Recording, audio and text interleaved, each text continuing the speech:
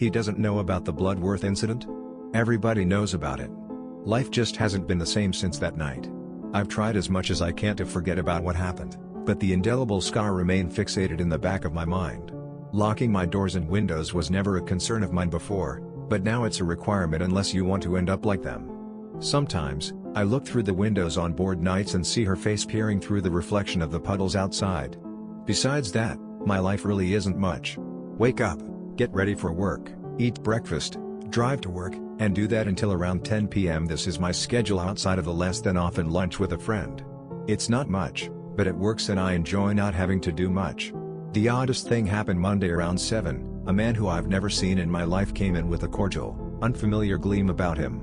He strutted in casual clothes, slightly worn out blue jeans, and a gray t-shirt emblemed with a fish and what appears to be a shop name. It wasn't much of my concern, but what he did ruined everything.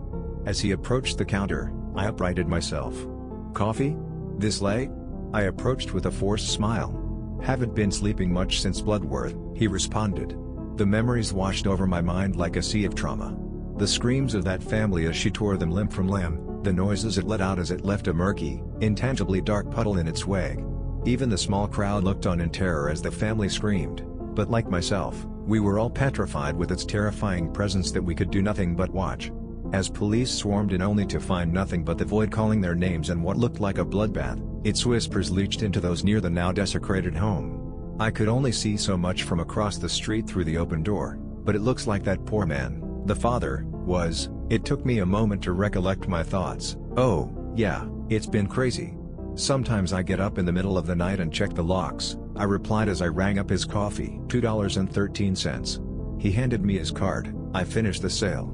Aren't you afraid he might break in through the windows?" he asked. I wasn't sure if he was messing with me, especially over something so horrible.